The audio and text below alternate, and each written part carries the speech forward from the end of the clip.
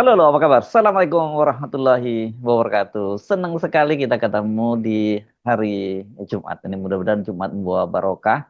Tapi Kamis kemarin itu penuh sekali Mhm. hiruk pikuk pemberitaannya Mbak Agi ya. Macem-macem beritaannya. Oke. Betul. Seperti biasa Mhm. kami ajak Anda bergabung bersama kami dalam obrolan membaca berita di balik berita, off the record Mhm. bersama saya Hersubun Arif. Dan saya Gibita senang sekali menjumpai teman-teman semua dan kali ini nggak kalah serunya dari yang kemarin-kemarin. Terlalu Ya, banyak berita Mas banyak Erso ya, sampai ya, ya. kita apa yang menyampaikannya itu tidak bisa tuntas begitu Ya, satu persatu. tapi kami pastikan pada Anda semua bahwa kita masih ngomongin Pak Jokowi, Pak. Apa boleh buat memang memang seperti itu sekarang fokus perhatian dan bukan hanya Pak Jokowi sih. Sebenarnya kan Hmm. kaitannya dengan dinastinya Jokowi, baik menantunya juga dan juga Ya, anaknya yang jadi wakil presiden. betul. Dan Mhm. tentu saja kita juga sedikit mesti singgung Mbak ini. Ini kebetulan Mhm. sahabat lama saya yang seperti saya sebut ya sejak zaman Mhm. dulu, zaman mahasiswa lah tahun Mhm. 80-an ketika dia di aktivis gitu ya.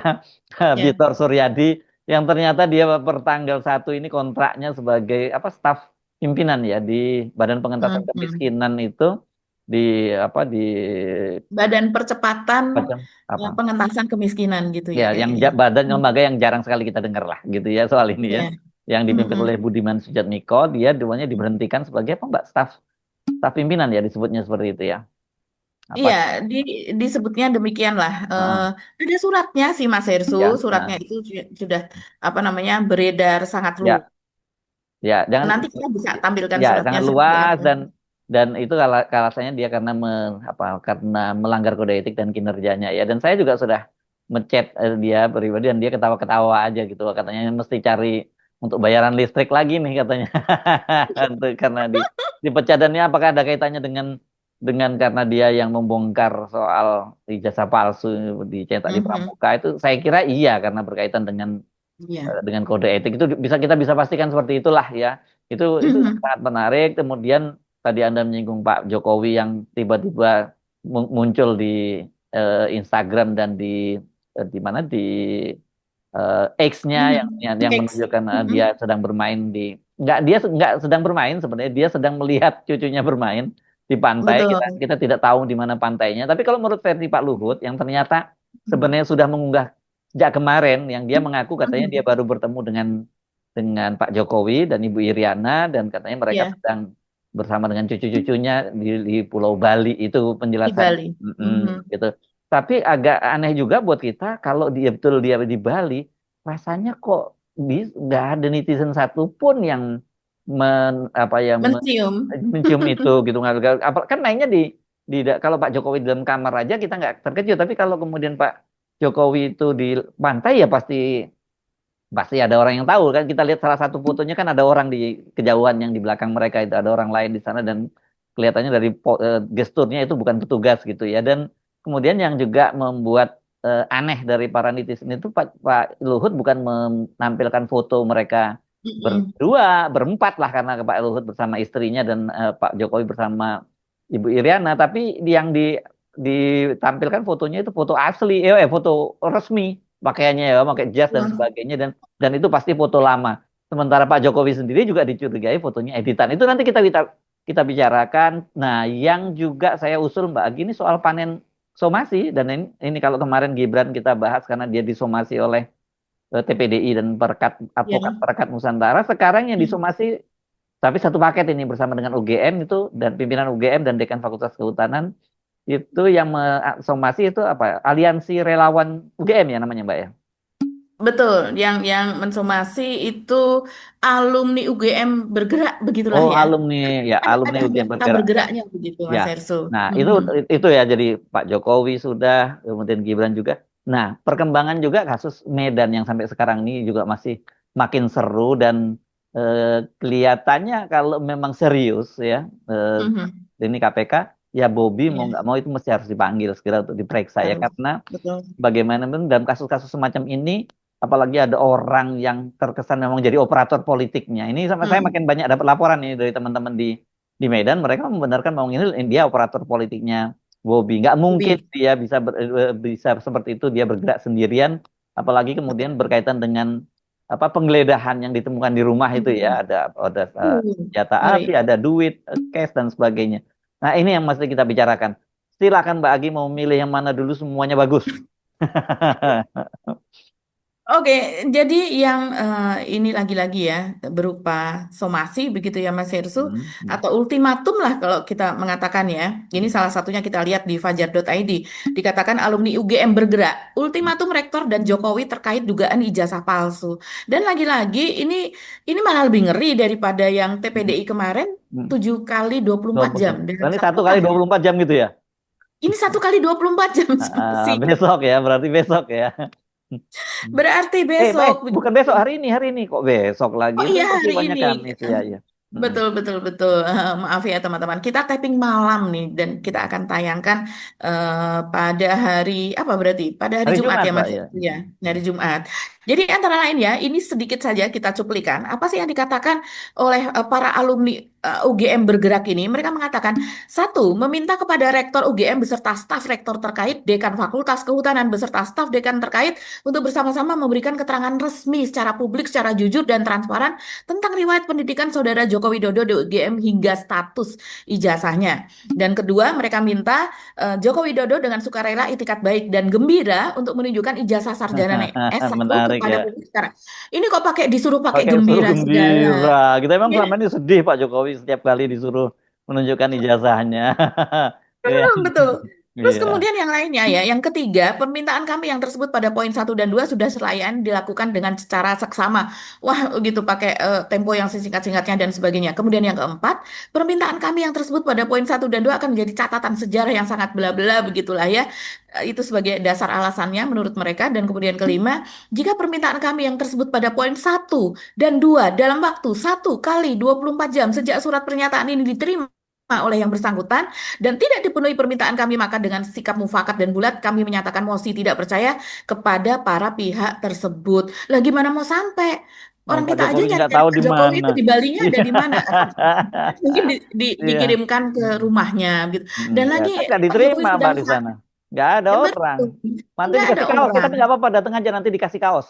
Kaos Oh iya, warna iya, hitam, sebagai ada bukti. ada tulisan militan dan kemudian ada wajahnya Jokowi di situ gitu. Nggak apa-apa, kirim aja ke sana. Ngomong ke CCTV ya. Nah, Iya. yang keenam, berdasar mosi tidak percaya yang tersebut pada poin 5, kami meminta kepada Rektor UGM dan staf rektor terkait, Dekan Fakultas Kehutanan dan staf dekan terkait, beserta staf di UGM lainnya yang terlibat dalam kasus dugaan ijazah palsu Saudara Joko Widodo untuk segera mengundurkan diri dari status dan jabatannya dengan tanpa syarat.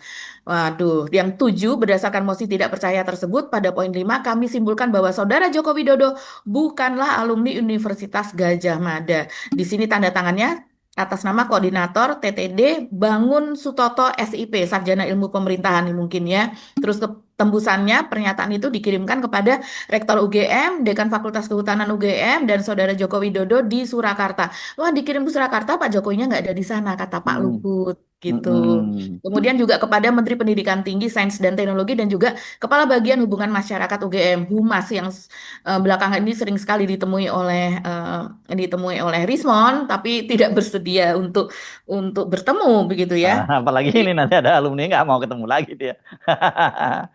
Oke. Jadi ini Aduh. benar ini kalau kemarin 7 kali 24 jam, sekarang 1 kali 24 jam. Ini menarik. Tapi Mhm. Mhm. tadi namanya Bangun Sutoto ya, Mbak Sutoto. ya? Ini Mhm, siapa ya betul. Mbak beliau ini ya? Nah, ini saya mencari, barangkali yang bersangkutan itu juga bukan seorang tokoh gitu ya Mas Hersu, sehingga berita-beritanya memang tidak ada, begitu. Tidak Hmm. ada tulisannya kita. Saya mencari profilnya seperti apa juga tidak muncul gitu, dicari lewat AI. Dan biasanya itu yang muncul adalah memang yang misalnya aktif di media sosial, terus Hmm. kemudian pernah membuat sebuah kegiatan yang kegiatan itu diberitakan apa dan sebagainya. Ini rupanya yang bersangkutan tidak. Nah, kita tunggu kemunculannya. Apakah betul yang bersangkutan ini memang alumni UGM, jangan-jangan begitu Hmm. kan, Hmm. diragukan juga nanti seperti Pak Jokowi. Ya mudah-mudahan yang bersangkutan memang alumni UGM karena sudah muncul beritanya di media nih Mas. Ya, bukan UPM ya, Universitas Pramuka. Nah, ya. UPP, Oh, PP. Universitas Pramuka Pojok, Oh, begitu. Universitas Pramuka Pojok. Nah, kita omongin sekalian aja ya, mumpung ijazah palsu tadi kita bahas soal soal Bitor Suryadi tadi kan. Ini Bitor Oh yang iya iya. soal kampus Pramuka udah kan selesai yang Iya. bergerak tadi ya. Oke, kita tinggal tunggu saja karena kita ingin tahu siapa saja mereka ini besok. Tapi yang jelas kalau ini kaitannya dengan tadi Pramuka Pojok, Vitor Suryadi ya, yang saya sebut tadi itu dia ini sudah beredar nih surat pemberhentian, anunya ya, pemberhentian Ya. dia dari apa dari kantor pengentasan kemiskinan, apa namanya Mbak, urusan Iya, pengentasan kemiskinan, Badan Percepatan, Badan disingkatnya Percepatan. BP, Heeh. Pengentasan Kemiskinan. Jadi Mm-mm. BP, BP Percepatan Kemiskinan, biasanya Ya, sih begitu ya, disebutnya ya, Mas ya. Hensu. Ini Mm-mm. setingkat menteri loh ya, yang Ya, dipimpin oleh Budiman Sujatmiko. ya, ini Budiman Sujatmiko ini sebenarnya sama-sama dengan sama dengan Vitor, tadinya politisi PDIP yang karena Betul. dia memang lebih condong ke Pak Jokowi ya, dia lebih Jokower, dia Mhm. Jokower lah gitulah katakanlah seperti itu ya. Mhm. Dan kemudian berbeda dengan pimpinan PDIP, akhirnya dia nyebrang ya. Akhirnya terakhir dia nyebrang ke Gerindra ya, jadi politisi Gerindra juga kalau tidak salah.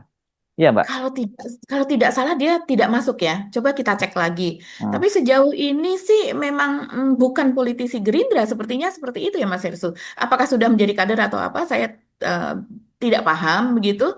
Tapi yang jelas ya dia kan berperan sebagai dalam kampanye kemarin kan. Sesudah menyeberang itu kemudian dia berkampanye sana sini membawa apa namanya? Yang sebelumnya dia kan juga mendapat hadiah komisaris tuh Mas Hersu dari Pak Oh ya? Jokowi begitu kan. Hmm. Iya, dia Hmm. mendapat hadiah komisaris di PT Perkebunan kalau tidak salah ya di Hmm. daerah Riau atau Sumatera sana Hmm. dan tapi lebih sering beroperasinya di Jawa kalau Hmm. saya lihat gitu. Belusuan di Jawa di apa namanya di pemerintahan desa lah begitu. Hmm. Nah, dengan demikian dia kan banyak mengasuh begitu para kepala desa dan organisasi-organisasi yang isinya adalah para kepala desa Hmm. dan itulah yang kemudian dibawa begitu pada Ya, saat dan Pilpres. sebenarnya waktu itu kemarin dia sebenarnya targetnya memang menjadi menteri desa kan sebenarnya. Tapi, Pengennya ah, itu ah. kan kalau di PDIP sudah santer sekali begitu bahwa dia memang inginnya itu menjadi menteri sebetulnya. Bahkan pada pemerintahan Jokowi sebelumnya bukan pada pemerintahan Prabowo ini dia inginnya menjadi menteri begitu. Jadi ya dengan apa istilahnya pemberhentian atau pemecatan Bitor ini di sini ya pemberhentian sebagai tenaga ahli pimpinan begitu Mas Hmm. Herso Hmm. Hmm. istilahnya. Dan di sini ditulis coba saya baca ini singkat saja kok.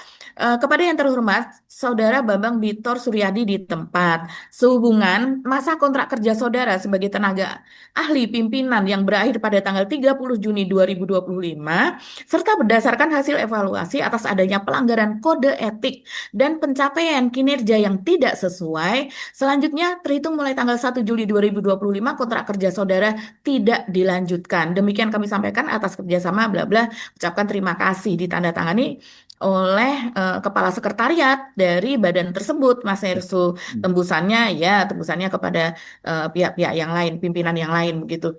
Jadi kalau kita di sini ini mantannya PDIP mecat orang yang masih ada di PDIP ya, kita melihat ini orangnya Pak Jokowi jelas Hmm. masih apa orang dekatnya Pak Jokowi begitu. Bahkan pada demo-demo kepala desa yang lalu saja kan dia mengambil kesempatan gitu, terus kemudian membuat pemberitaan Pak Jokowi, dia bertemu dengan Pak Jokowi di istana seolah-olah memiliki peran apa dan Hmm. sebagainya begitu. Hmm. Hmm. Ya, ya, ya, ya. Oke, seperti saya ceritakan tadi, Bung Bitor saya chat dan katanya ketawa, katanya cari bayaran listrik lagi katanya begitu. Dan- Jadi kelihatannya nggak ada no regret, no regret gitu bahwa ini di bawah. Ternyata saya tadinya kalau nggak salah lembaga ini setahu saya tadinya ya, dan tapi memang beda ya. Itu pernah ada di bawah wakil presiden sebelumnya sempat ada namanya saya Dulu ya, lupa. dulu ya, ya. Namanya saya lupa dulu dan saya ingat betul ada beberapa staf di situ yang bercerita mereka lagi ingin kalau bisa keluar dari strukturnya tidak lagi di bawah wakil presiden karena mereka nggak nyaman dengan Gibran yang menjadi wakil presidennya. Ini pengakuan-pengakuan mereka ya kepada saya. Rupanya kalau sekarang katanya di bawah Menko PM, Menko Pak Muhaimin itu apa ya? Menteri Menko apa ya? Oh, Terlalu di banyak ya. bawah, Pokoknya di di bawah Pak bawahnya Muhaimin deh. Muhaimin. Ya, Ya, gitu. sosial ya.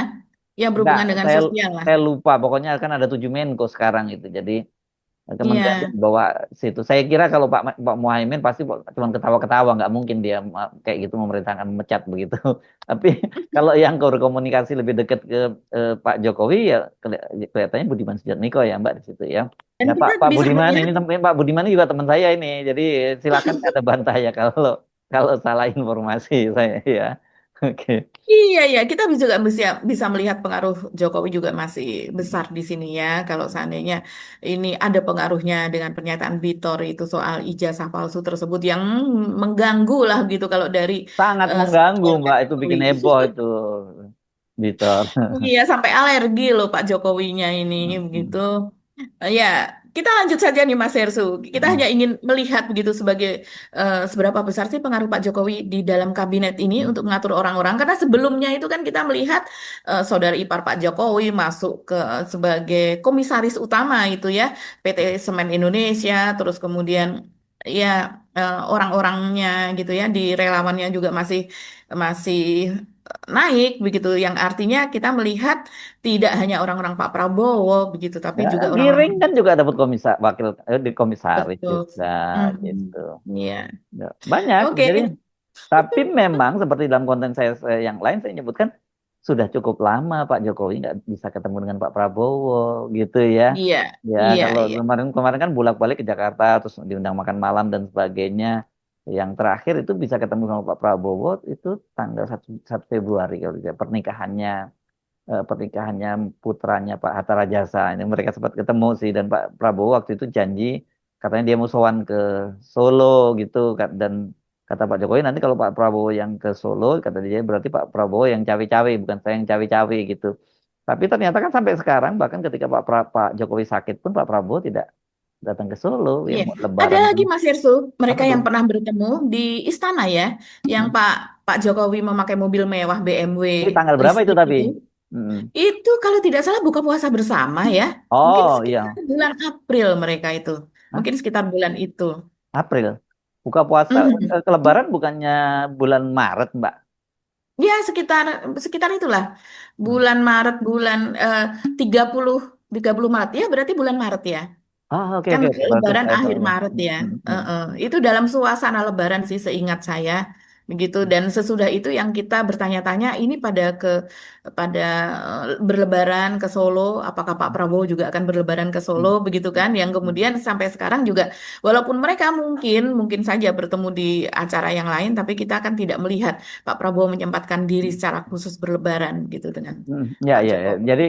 Jadi ya itu antara lain katanya sih yang membuat situasinya Pak Jokowi itu gak merasa under pressure kan situasi itu. Apalagi tekanan dengan ada apa tekanan terhadap pemakzulan ini kan nggak main-main ya karena Betul. ya di situ ada Pak Tri Sutrisno dan kemudian Mhm. upayanya Pak Jokowi dengan memecat menantunya memindah ya mencopot jabatannya anaknya Pak ini Pak Mhm. apa Pak Tri kan juga nggak berhasil kemudian dimentahkan oleh Betul. Pak Mhm. Prabowo. Jadi dan bahasa tuh bahasa enggak, itu bahasa tubuhnya Pak Prabowo. Justru setelah itu kan malah Pak Prabowo ketika berlangsung halal bihalal dengan para purnawirawan tuh ya, Pak ya tanggal apa ya? Tanggal 6 Mhm. Mei ya, 6 Mei itu Mhm. kan malah menempatkan Pak Tri di tempat terhormat dan memberikan dan kemudian sebelum pidato memberikan hormatnya dan sebagainya. Jadi sebenarnya dari situ kelihatan sekali Pak Pak Prabowo nggak merasa terganggu sama sekali dengan langkah-langkah yang dilakukan oleh Pak Tri. Jadi ini saya kira mau nggak mau tetap pasti Pak Jokowi mikir ini kalau ini hidup Jokowi dan selalu muji-muji saya. Tapi di belakangnya kok sebenarnya nggak sesuai dengan antara pujian dengan kenyataannya kira-kira itu kan membuat kita jadi bingung kan. Kita sering juga mengalami situasi begitu ya Mbak. Ada orang ini baik terus sama kita, muji-muji kita depan orang, tapi di belakang kok dia ngergaji kita kan ada juga yang gitu. Itu yang membuat kita nggak nyaman kan gitu ya. Betul. Dan yang gergaji orang lain, bukan Yang kita disuruh gitu ngergaji ya. ya orang Iya, lain kan gitu. memakai tangan orang lain. Ya, Ya, memang begitu ya apa cara-cara politik begitu kan. ya. Hmm, Karena supaya tidak menimbulkan kegaduhan. Kalau saya ini ada di organisasi yang kecil, hanya organisasi kemahasiswaan atau apa seperti itu, hmm, ya mungkin kita terang-terangan saja begitu. Tapi ini hmm, kan organisasi yang sangat besar begitu yang bisa membuat gaduh Republik ini begitu karena ya. yang satu masih tetap ingin muncul, masih tetap ingin menunjukkan citranya begitu Hmm, bahwa dia masih memiliki kuasa, dia masih memiliki keturunan yang harus berkuasa nantinya, ada hmm. target-target tertentu yang tentunya kalau digergaji begitu ya, ini bisa yang ini main main play victim loh Mas Hersu kalau Ya, kita melihat ya. kan. Dan orang Indonesia tuh gampang sekali tersentuh hatinya walaupun kesel. Aku kesel banget sama Pak Jokowi, tapi aku nggak mau dia digituin misalnya seperti itu. Ya. Dan satu lagi sebenarnya kita juga melihat bagaimana anaknya yang sebagai wakilnya Pak Prabowo Prabowo nggak diberi peran yang signifikan gitu ya. Walaupun saya betul. kira memang kalau diberi peran sendiri juga dia mungkin agak ya nggak bisa melakukan. Makanya sekarang kita lihat kan Hmm. dia seperti kita bahas kemarin ya mau motong tebu, ya, motong tebu aja nggak salah ya. Wajar kalau motong tebu kita belum tentu bisa juga. Kemudian nanam singkong dan sebagainya. Enggak, saya bisa Mas Oh Hersuk. bisa ya, oke. Ya Iya, iya. mohon maaf Apalagi Pak. Ya, ya saya salah. biasanya dipakai itu celurit gitu ya, Hmm. yang pakai celurit atau kalau di Jawa apa ya yang lurus kayak arit kayak begitu. Ya, Itu biasanya memang ya. sudah tajam gitu. Nah, Karena saya dulu kalau saya motong tebu nggak pakai alat apa-apa, saya patahin aja dan ngupasnya dipatahin juga pakai aja, gigi. betul. Mau ngupasnya Pakai juga pakai gigi dan gigi. langsung di pohonnya Nah, gitu ya iya, sambil makanya minyak. makanya saya bilang saya nggak bisa mungkin kalau arit karena saya biasanya matahin langsung gitu. Oke, ini Iya ketahuan ya, dari kalau di mana ya? Jogja ini kalau di Jogja zaman dulu itu Ah, ada semacam kayak gerobak besar, bukan gerobak ya sebenarnya, kayak kereta lah gitu ditarik oleh sapi itu mengangkut tebu-tebu banyak sekali. Di sana Si kan ada pabrik gula bajingan-bajingan madu itu ya, Bismo. ya. Iya, namanya bajingan-bajingan itu. Dan kemudian di depan SD saya itu di daerah Jalan AM Sangaji dekat Tugu, begitu lurusnya Tugu itu kita lari dan kemudian kita tarik satu, Ya. nyuwun nggih Mbah gitu, minta ya Mbah gitu diambil Ya. satu begitu. Iya, iya. Oke, jadi balik lagi ya. Jadi dan Mhm. kemudian kalau kita lihat perannya untuk yang berkaitan dengan kenegaraan ya ke luar negeri maupun nyambut Mhm. tamu-tamu yang diperankan malah Agus Harimurti kan kelihatan sekali ya Iya, sebagai Menko. betul. Awal-awal pernah Pak Gibran itu diberi peran setelah rapat saya ingat betul itu setelah rapat kabinet perdana ya yang Mhm. pada waktu itu Bahlil mencium tangannya Gibran pada waktu itu kan dia Oh, yang itu, ya. pada hari yang Mhm. sama kan dia juga menerima Perdana Menteri Singapura dan kemudian juga Mhm. Wakil Mhm. Presiden Perdana Menteri Cina ya kalau nggak salah ya atau Iya, iya. lupa Cina saya sepertinya. Cina ya. Cina atau Taiwan, sepertinya Cina. Dan waktu Mhm. itu kemudian juga dia langsung ngecek terowongan apa itu untuk MRT dan sebagainya. Jadi waktu itu kelihatan dia benar-benar sibuk dan Pak Prabowo kelihatannya Betul. nggak punya kalah jauh itu startnya ya pada waktu itu Pak Prabowo dengan dia. Mhm. Ya kalau sekarang ini memang eh, performan Gibran tuh makin jeblok ya Mbak Agi ya. Dia sendiri juga nggak laku kelihatannya dia dulu udah lagi jualan-jualan apa skincare apa dan sebagainya gitu terus bagi-bagi susu udah lewat dan mungkin jangan-jangan juga kena efisiensi itu anggarannya dan terus kemudian kalau dia mau naik kelas dikit kemarin di branding ngomongin hal yang Mhm. berat mulai ngomongin soal apa waktu Ya. itu soal hilirisasi soal Mhm. apa bonus demografi dan sebagainya orang malah ngetawain gitu nggak percayalah kalau dia ngomong jangan kalau sekarang mungkin karena dia sering ngomongin AI dan orang akan bilang itu kayaknya dibuatin AI juga itu yang dia omongin gitu ya dan ini memang berat dan apalagi kemudian dengan apa gerakan dari para purnawirawan itu memang buat betul-betul membuat nggak punya kredibilitas sama sekali lah sebagai seorang wakil presiden itu juga nggak tahu apa gunanya gitu memang lebih pas kalau dia suruh main sepak bola lagi aja gitu suruh nanam nanam apa pura-pura nanam itu coba dan tapi buat kita kalau dia terus kayak gitu ngabisin duit banyak main cuman untuk dia latihan nebang tebu terus dia belajar nanam Mhm. singkong ngapain kita mesti punya seorang wakil presiden gitu ya Mbak Agi. Iya, acara-acara seremonial yang malah menghabiskan anggaran gitu. Mm, Sementara presiden begitu saat ini sedang susah payah begitu kan, mm, mm, memikirkan apalagi yang berbagai macam defisit, pertumbuhan ekonomi yang eh, diinginkan itu mencapai 8%, ya setidaknya misalnya bisa sebelumnya itu kan 5,2, 5,3 seperti itu. Sementara sekarang mungkin hanya sekitar 4,5 sampai 5%. Ini kan kondisi masih sangat sulit, hutang harus dibayar. mm. Sementara Pak Prabowo maunya MBG juga terus berjalan. Sementara juga ada pernyataan gitu Pak Hasim juga mengatakan bahwa tiap hari selalu mendapatkan laporan tentang korupsi MBG. Ya, itu maksudnya eh, korupsi kecil-kecilan maupun korupsi yang Mm. perubahan makanan yang kemudian makanan seharusnya dalam bentuk matang kemudian diganti mentah apalah yang tidak sesuai dengan SOP ini memang membutuhkan effort yang sangat besar, biaya Ya, yang sangat besar, oh, efisiensi yang sangat besar begitu. Sementara yang satu jalan-jalan aja nih ya. kerjaannya. Dulu tapi sebelumnya sempat juga kan dia Gibran ini ngecek-ngecek MBG gitu, begitu tahu ada masalah ini kayaknya dia jauh-jauh deh gitu ya. Ya, Iya, kan iya. juga ada. Oh, relawan Gibran kita tahu lah siapa saja yang dapat Mas Hersu. Ini kan Ah. juga banyak sekali orang-orang yang eh, tidak memiliki pengalaman seharusnya ya. Ini kalau seandainya terkonsep sedemikian bagus gitu dengan perencanaan yang matang. Ini hanya orang-orang tertentu yang kemudian dengan pelatihan tertentu, komitmen tertentu begitu ya, Hmm. yang bisa menjalankan ini dan tidak usah terlalu cepat-cepat Pak Prabowo. Kita semua tahu kesulitan Anda begitu, bagaimana Anda bergerak dalam keadaan yang sangat terbatas begitu. Jadi jangan lagi seperti Jokowi yang apa-apa selalu kemudian menjadi besar. Ini waduknya nanti dapat menampung segini-segini, landasan ini bandara ini akan menjadi bandara internasional nantinya semuanya bergerak begini-begini. Tapi itu hanya lip service saja pada Ya, lebih kenyataan. baik pelan-pelan ya didasarkan memang yang Bukan. rakyat juga paham kok sebenarnya ya Ya untuk paham, kalau sangat paham. kalau dijelaskan situasi semacam itu saya kira itu yang Betul. paling penting itu ada kejujuran di situ ya gitu. Iya. Karena Hmm. kalau Itu. gaya kayak Pak Jokowi kemarin ya memang gayanya umum juga suka ngomong gede aja kan gitu ya. Hmm. Seperti itu. Nah, Iya. nah sekarang kalau kita lihat Gibran ya memang makin berat gitu ya. Apalagi eh, kan ini jelas nggak kompatibel lah negara sebesar ini dan kemudian dengan pemimpinan seperti itu. Pokoknya kita mesti bener ngomongkan jangan sampai terjadi bahwa Indonesia itu dipimpin oleh Gibran Rakabuming. Ya, itu poinnya tuh Ya. itu. Itu Hmm. sebenarnya yang membuat seperti misalnya relawan UGM bergerak, bukan relawan alumni UGM bergerak misalnya, Hmm. para purnawirawan ABRI begitu yang kemudian kompak besar bersatu mengabaikan semua perbedaan begitu dan sebagainya. Itu hanya karena kekhawatiran itu gitu.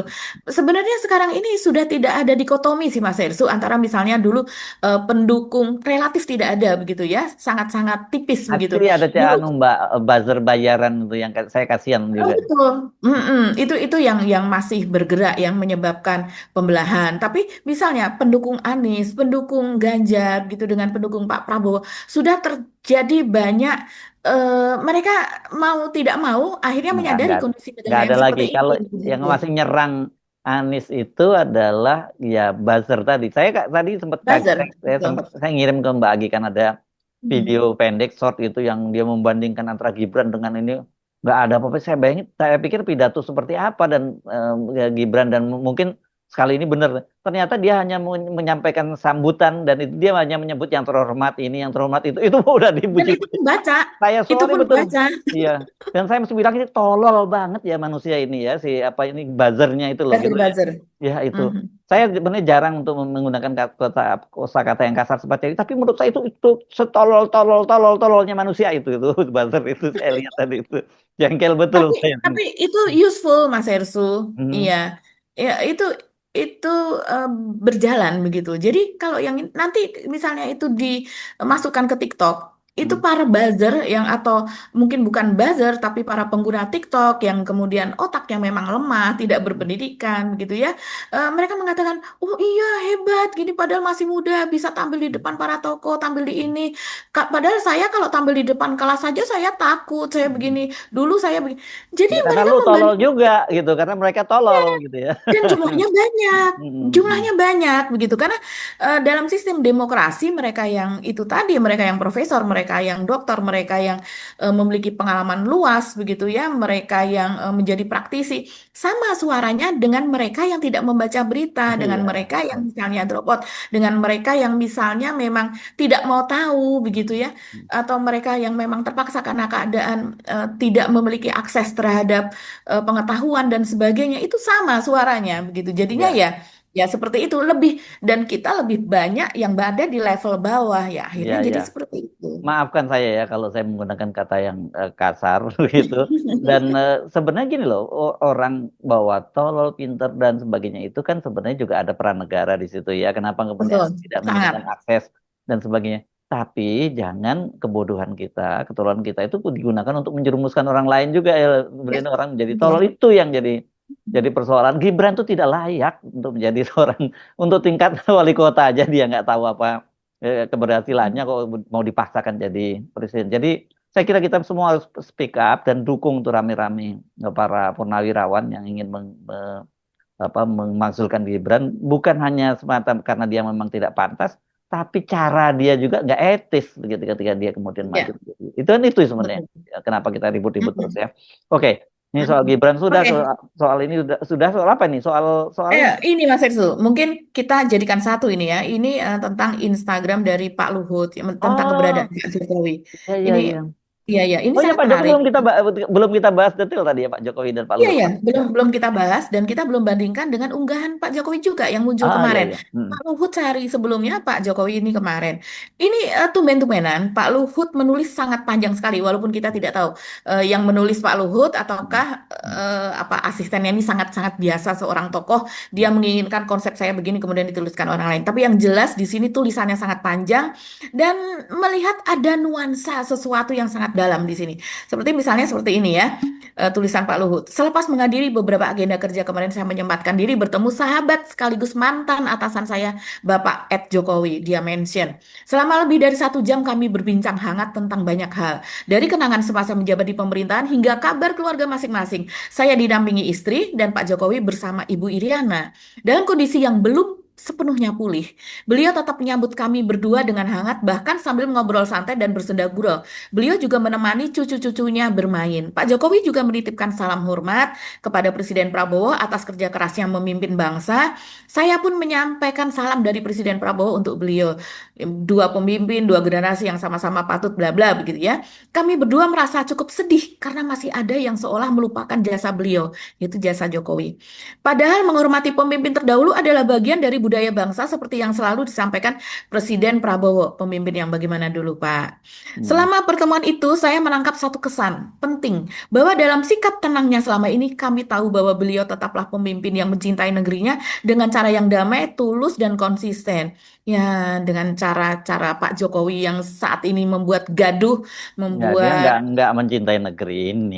tidak mencintai negeri ini, tapi mencintai keluarganya, Mm-mm. istrinya dan anak-anaknya dan menantunya dan Dan cucunya. kroninya, ya. Dan kroninya dan membuat jalan dari sejak sekarang untuk anaknya dan bahkan mungkin untuk cucunya, bahkan untuk menantunya saat ini. Kita lanjutkan. Sebelum berpamitan, saya dan istri mendoakan secara khusus untuk kesembuhan beliau. Semoga Tuhan Yang Maha Esa mengangkat segala penyakit beliau dan memulihkan kondisi beliau agar dapat kembali beraktivitas dengan penuh semangat seperti biasanya. Saya sungguh berharap beliau senantiasa menjadi sosok yang terus memberi inspirasi bukan hanya kepada karena kepemimpinannya di masa lalu, tetapi karena ketulusan dan integritasnya yang selalu konsisten ingin melihat Indonesia lebih maju. Inspirasi apa, Pak? Inspirasi bohong. Untuk orang, oh kalau mau bohong seperti itu, begitu. Mm, mm, Ini komen-komennya juga, karena kita melihat yang diunggah itu ya, sebagai pemanis dari unggahan ini adalah gambar Pak Luhut dengan Pak Jokowi, dua-duanya memakai jas resmi, Pak mm, Jokowi dengan dasi berwarna merah, dan kemudian keduanya memakai masker. Kemungkinan ini foto diambil ketika masih zaman COVID ya, kalau kita mm, melihat keadaannya seperti ini. Pak Jokowi masih segar, rambutnya masih belum botak atau rontok seperti sekarang, dan ya dia masih menjadi presiden kala itu. Dan kemudian apa yang ini pun dicermati ya oleh para netizen mm, karena diserbu komentarnya ini. mm. Biasanya unggahan dari Pak Luhut itu tidak ya sekitar 2.000 begitu ya, terus kemudian Apa kurang dari 1.000 dua yang ribu kak? love-nya Oh oke. Mm, Mas Ersu, terus kemudian yang mengomentari seperti itu. Tapi ini yang nge-love atau like gitu ya, menyukai unggahan Pak Luhut ini sampai 20.000 lebih. Dan mm, kemudian komentarnya cukup banyak, ada 500 lebih begitu. Bagaimana komentarnya kita bacakan sedikit saja, yaitu, ini kan foto lama Pak. mm, Eh Aku tulang kok ini nggak ada apa-apanya dibanding mereka berdua. Ini pendukung mm. dari Pak Luhut ya. Kemudian dijawab, betul banget, ini pasti foto lama karena saat ini kondisi Pak Jokowi sangat jauh berbeda. Pak Luhut kepleset nih, begitu. Mm, Ya, ini yang kemudian jadi pertanyaan, kenapa mm, foto lama yang diunggah, mm, Pak? mm, Begitu. mm, mm. Harusnya kalau ada Kenapa? bukti foto baru dong ya harusnya ya. Iya, kan Mm. ada netizen kan suka begini, no foto artinya hoax, Hoax begitu kan? ya ya. Sering, Jadi sering. pertanyaannya, jadi pertanyaan saya juga sama ini, apakah betul eh, Pak Luhut itu bertemu dengan Pak Jokowi? Itu satu. Mhm, Kalau betul, kalau kedua, kemudian apakah bertemunya betul di Bali? Dan ketiga, mhm. apakah betul Pak Jokowi sehat? Karena kalau sehat kan kondisinya harusnya fotonya diperlihatkan. Kan itu yang jadi pertanyaan-pertanyaan kita juga kan Pak Agi ya. Ya. Betul, sangat itu. Karena saya pun melihat di akun Instagramnya Pak Luhut itu sangat berwarna ya. Eh, menontonnya itu kita tertarik gitu. Karena memang isi Instagramnya menarik. Dia kalau mengunggah suatu peristiwa itu tidak hanya foto, seringkali juga menyampaikan itu video-video begitu. Jadi gambar Mm, bergerak gitu yang menarik yang membuat kita oh seperti itu nuansanya gitu. mm, Nah, sementara ini tidak hanya satu single foto mm, still seperti itu dan kemudian kita tahu itu foto lama yang foto entah kapan dan mm, bagaimana keadaan Jokowi tidak berani diperlihatkan begitu. mm, mm, Nah, kalau seandainya mungkin di Bali oke ya mungkin oke saja begitu. Tapi dengan tidak memperlihatkan itu berarti ada sesuatu yang dirahasiakan. iya. Nah, ini kemudian terjawab dengan unggahan dari Pak Jokowi pada Mm, hari mm, berikutnya. Jadi mm, Pak Jokowi ini mengunggah di akun X maupun di akun Instagramnya, jadi di akun media sosialnya. Yang menarik adalah gambar-gambarnya. Di situ Pak Jokowi menulis, senang dapat bermain bersama cucu-cucu di pantai saat liburan sekolah. Momen seperti ini sederhana, tapi menyegarkan pikiran dan menenangkan hati. Ada 3 foto di situ, di mana Pak Jokowi berdiri, agak-agak miring menghadap ke depan, kemudian agak memunggungi kamera, kemudian seperti foto wayang gitu ya, yang istilahnya dalam fotografi itu dari samping betul begitu. Dan ini banyak sekali yang mencermati Mas Ersu. Bahkan ada netizen yang mempertanyakan begitu eh, dia zoom gitu ya, dia perbesar dan kemudian dia melihat ada bayangan di sekeliling tubuh Pak Jokowi. Ini kalau saya sendiri tidak begitu paham, tapi ini menjadi menarik karena menjadi perbincangan di media sosial khususnya di X. Netizen tersebut mengatakan kok kayak editan, lihat pinggiran kemejanya, ada bayangan. Ini dengan nama Bambit gitu. Terus kemudian ada juga yang menjawab seperti ini. Iya, benar editan, tapi bukan tempelan. Ini diedit karena foto aslinya udah pasti gelap dinaikkan exposure pada subjeknya. Tapi ada yang menjawab, kalau ada bayangan pinggiran, dugaan besar tempelan, itu seperti habis gunting gambarnya terus tempel makanya ada bayangan. Dia mencontohkan hasil hasil editannya dia. Gambar cewek ini saya edit aslinya nggak ada. Ini tempelan saya buat. Perhatikan, ada bayangan di pinggir sosok cewek tersebut begitu. Kemudian ya banyak sekali komentar ya yang sesudahnya itu kemudian banyak juga di screenshot dan kemudian menjadi perbincangan di WA. Nah, kalau kita melihat sendiri sih, kalau saya melihat yang seperti ini terkorelasi kepada unggahan dari Pak Luhut tadi. Jadi di sini kalau sekarang ini musim liburan sekolah, tidak ada di Bali yang tidak ramai. Jadi semua tempat di Bali itu ramai karena kita sendiri juga sering ya liburan sekolah begitu ya melihat seperti kota-kota wisata seperti Jogja, Bali itu kan bermacet-macet ria dan semua tempat penuh. Kita kalau untuk mencari hotel atau penginapan saja susah kalau tidak jauh-jauh hari. Sementara di sini terlihat lengang. Oke, Pak Jokowi adalah seorang tokoh. Jadi ada kemungkinan ini memang disiapkan untuk kedatangan keluarganya begitu sehingga kemudian sudah ada apa namanya persiapan khusus lah ya supaya tidak masuk umum atau penduduk atau wisatawan umum ke tempat penginapan Pak Jokowi kurang lebih seperti itu. Tapi ini ya memang cukup jauh ya kalau kita melihat foto-foto yang ketiganya ini pandangannya sampai ke samping pun cukup jauh. Ada orang yang agak-agak nun jauh di sana, tapi mungkin itu juga orang dari bagian dari Pak Jokowi sendiri begitu. Dan biasanya foto-foto Pak Jokowi bersama keluarga, apalagi bersama cucu begitu ya, mengasuh cucu itu tidak seperti ini, yang hanya berupa foto saja tanpa video. Coba kita lihat kebiasaan Pak Jokowi.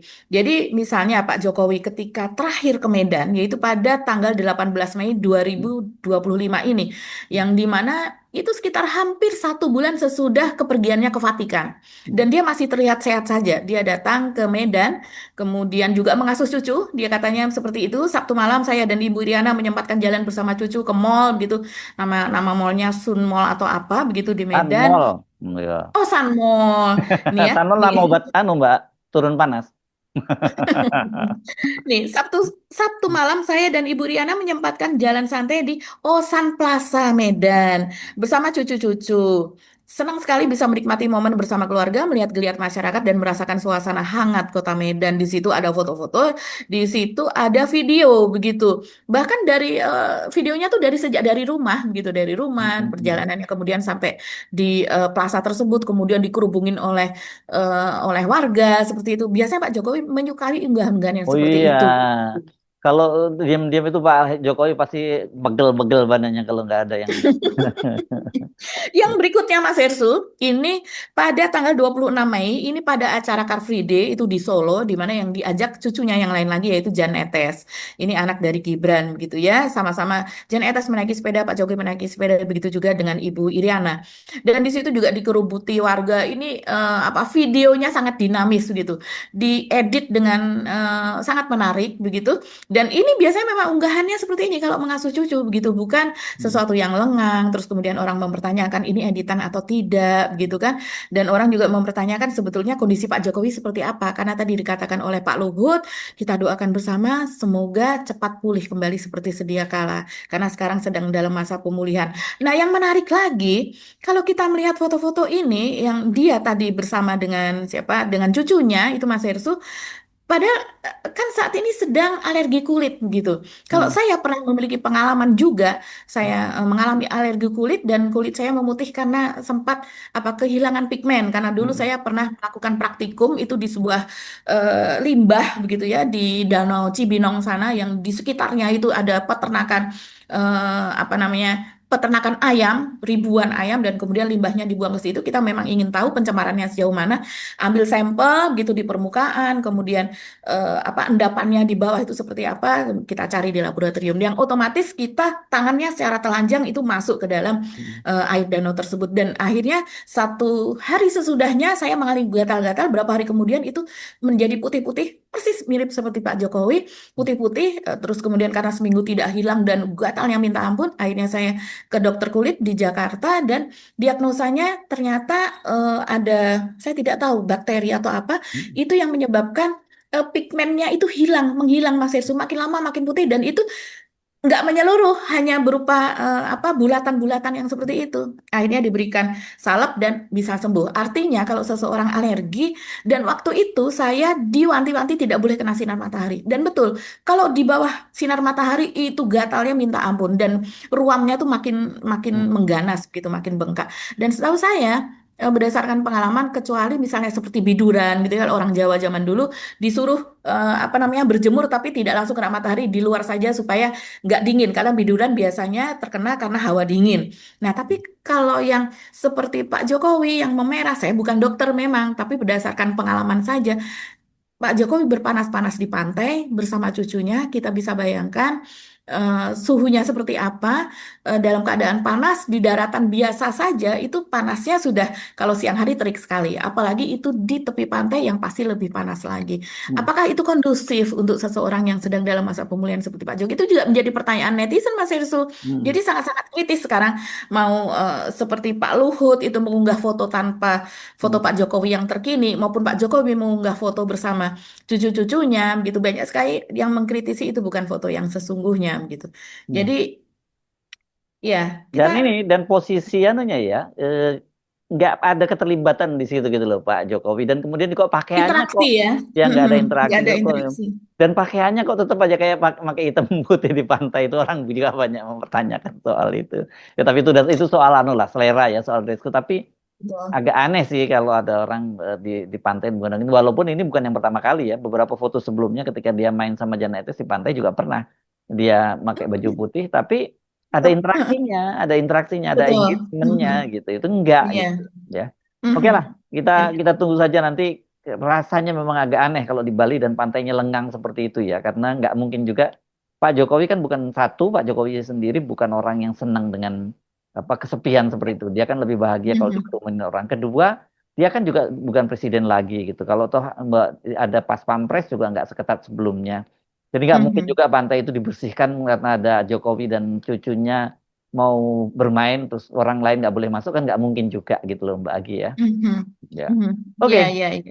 Oke. Nah, itu Satu lagi mungkin Mas apa Ersu, itu? aduh ini yang di Medan Iya, justru tadi itu sebelum saya kita mengajak promokan. ini kan yang diajak main anaknya. Sekarang kita omongin bapaknya gitu yang di Medan gitu. Hmm. Iya, iya. Sementara anaknya bermain bersama kakek, begitu bersama mbah, begitu. Hmm. Sementara bapaknya menghadapi masalah sangat besar. Ini Hmm. di Medan ini luar biasa ya, mengerikan. Profil dari orang kesayangan dari Bobi Hmm. Nasution, Hmm. yaitu Topan Ginting. Ini ternyata memiliki profil yang ngeri-ngeri sedap Mas Herzul, karena kalau kita ikuti ini sedang ramai sekali, yaitu hasil penggeledahan dari KPK sampai dengan 7 jam penggeledahannya katanya di rumahnya Topan Ginting tersebut gitu, di rumah mewah, padahal dia LHKPN-nya tuh tidak sampai 5 miliar, sekitar 4,9 begitu yang dilaporkannya. Hmm. Dan kemudian ternyata ditemukan uang tunai sebesar 2,8 miliar di rumah tersebut dan juga 2 senjata api. Sehingga Gitu. sekarang dia disebutnya sebagai koboi. Ini Hmm. buat apa senjata api? Ini kan makin, kalau seandainya kemarin ditemukan di mana? Zulkarnain Aprilianto nih kalau tidak Hmm. salah ya, itu Hmm. berhubungan dengan judol. Dengan itu kita melihatnya sebagai mafia atau sebagai apa. Tapi ini pejabat loh. Hmm. Pejabat ini kira-kira dalam hal apa sehingga dia harus melindungi dirinya seperti itu? Kalau seandainya misalnya yang kita lihat mereka-mereka yang seringkali memiliki senjata api dan memiliki surat-suratnya begitu perizinannya, biasanya karena memang memiliki hobi menembak Hmm. misalnya seperti itu, Hmm. atau orang tuanya memiliki hobi itu kemudian diturunkan kepada anaknya. Tapi dalam hal ini kalau melihat profil dari Topan Ginting ini tidak seperti itu begitu. Artinya dia memiliki ini sebagai apa gitu, yang dia tadinya adalah sebagai ajudan, dia sebagainya apa terlibat dalam tim kampanye saja, kemudian tiba-tiba dalam jangka waktu hampir 5 tahun, sekitar 4 sampai 5 tahun melonjak Hmm. kedudukannya dan sampai memiliki senjata api yang seperti itu untuk melindungi dirinya dari apa ya Mas Ersu? Ya. Dan ini kalau kita melihat yang menarik apa dari pernyataan para penyidik, mantan penyidik KPK yang saya lihat di televisi, di berbagai diskusi sekarang di podcast apa dan sebagainya. Saya rangkum salah satunya misalnya Yudi Purnomo, itu dia mengatakan berdasarkan pengalaman dia, Yudi Purnomo ini mantan penyidik KPK ya, dia mengatakan bahwa tiap kali ada kepala dinas gitu ya, Kadis di daerah yang tertangkap OTT oleh KPK, berdasarkan pengalamannya, biasanya selalu atasannya juga kena gitu. Jadi uniknya OTT itu kasusnya bisa melebar kemana-mana, orang yang diperiksa bisa ratusan. Jadi jangankan satu orang yang setingkat di atasnya yaitu gubernur begitu. Ta- Jadi eh, dalam hal ini memang mau tidak mau Bobby ini memang harus diperiksa, dan bahkan dugaannya apa yang dilakukan oleh Topan ini dia tidak akan berani main tanpa sepengetahuan Iya. pimpinan. Tidak hanya Iya. Topan ya, Hmm. ini berdasarkan kasus-kasus yang ditangani Hmm. KPK sebelumnya. Hmm. Hal-hal seperti ini biasanya apalagi dengan nilai miliar-miliar seperti ini, orang ini nggak akan berani main. Kalian nggak berani main nih tanpa Hmm. sepengetahuan pimpinan. Nah, Hmm. kalau diasumsikan, dianalogikan dengan di Medan, ya seperti itulah seharusnya begitu. Iya, iya, iya, iya. Dan ini memang saya juga dapat informasi dari beberapa teman di Medan. Mhm. Karena kan saya juga sempat lama tinggal di Medan, jadi banyak punya jaringan Mhm. juga di Medan. Dia menjelaskan bahwa dia ini memang operator politiknya. Operator bukan hanya Mhm. operator politik, operatornya Bobi Nasution lah. Jadi ya pasti harus dibuktikan karena ini tentu saja kita tetap mengedepankan asumsi tak bersalah ya Pak. Praduga tak bersalah. Tapi kan indikator-indikator itu kita bisa membacanya bagaimana Betul. arahnya gitu. Mhm. Ayo Mhm. KPK jangan omon-omon ya. Kita tunggu keseriusan Anda untuk menuntaskan kasus di Medan ini karena kenapa kemudian kasus ini dia menjadi menarik perhatian publik. Mhm. Itu ya karena ada Mhm. kaitannya dengan menantunya Pak Jokowi gitu loh ya. Betul. Jadi Pak Betul, Jokowi betul. Pak Jokowinya anaknya disomasi oleh para pengacara, sekarang bapaknya disomasi oleh aliansi aliansi alumni UGM bergerak. UGM bergerak dan sekarang anaknya sedang berurusan dengan KPK dan saya sekarang jadi memahami mengapa kemudian muncul karangan bunga di mana-mana dan kemudian ada syukuran dan sebagainya.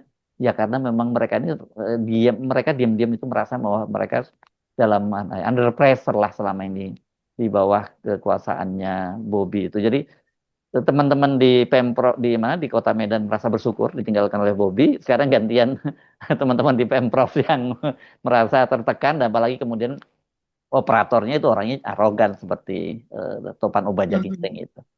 Oke, Mbak Gi. Mari Mhm. kita akhiri perbincangan kita kali ini. Dipikirkan juga ini hari Jumat kita lebih baik. Kita juga jangan lupa ya, katanya ini penghulunya hari, jadi banyak hal-hal baik yang bisa kita lakukan hari ini. Amalannya lebih berlipat ganda. Betul. Oke, Amin. ya, Dengan sampai rezeki. ketemu lagi. Kami mohon pamit. Saya Hersy Arif. Dan saya Gebeta, terima kasih atas perhatian teman-teman semua. Tetap salam akal sehat. Wassalamualaikum warahmatullahi Waalaikumsalam wabarakatuh. warahmatullahi wabarakatuh.